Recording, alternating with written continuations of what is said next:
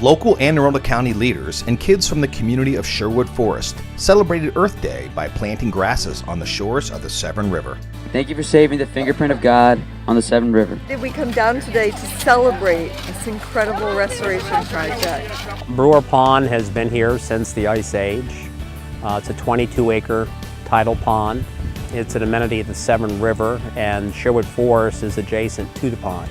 Surrounded by hundreds of acres of riparian forest, it's a complete environmental complex. Many of our waterways are damaged and need to be brought back to good health, and a great example of that is Brewers Pond. This historic tidal pond is part of the county's preserved forest named the Green Cathedral and has been protected by a thin peninsula, which had rapidly eroded, endangering sensitive fish and crab spawning habitat.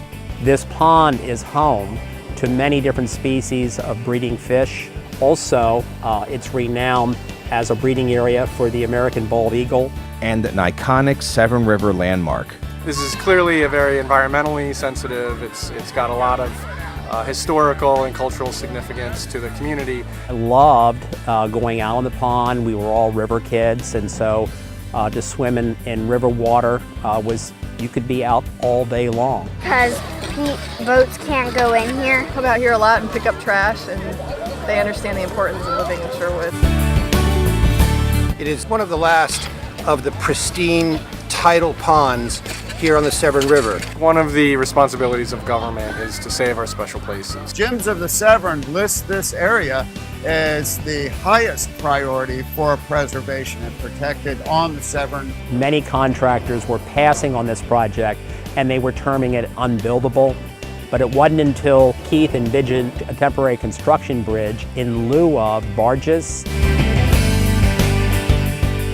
That was the real magic. Almost 1,000 truckloads of material were used. Here we are 2.5 weeks after we started the project doing the final planting, so I'd say it's a success. While the construction seemingly went fast, getting the funding and getting the permit, that took a while. We were able to come in with a major project, part of our waterway improvement effort, to restore this pond and this spit of land to its natural state and to protect Brewers Pond for generations to come. Also has an environmental living shoreline aspect. The innovative regenerative design and construction techniques use native material and natural design that bring together the river and the land. Same methodology as we use for those larger projects to reconnect the floodplains like Howard's Branch are appropriate right down and into tidewater system. The soft shoreline where you're going to have a tidal wetland and you're going to have a soft edge to where animals can get out of the water. So that horseshoe crabs and turtles and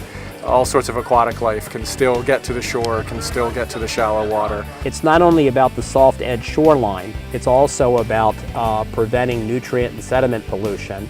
And with that, the grass comes back. So the plants under the water can get the nutrients.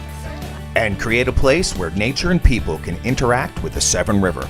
I like it because there's an island here and you can just walk over here and you can just play here. It connects them to the river, and I think kids that play in the river and in nature will protect it in the future. Without the community's cooperation, it would have been impossible to get this project done in the time frame that it was accomplished and at the budget that it was accomplished. I'm sure they will remember this. Yes, I think they'll remember and being encouraged to just go wild on this spit of land that they'll then see grow over the next few years. It brings it back to the way that it was when I was growing up here.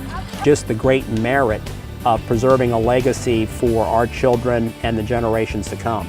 On behalf of the generation that follows you, thank you for our inheritance.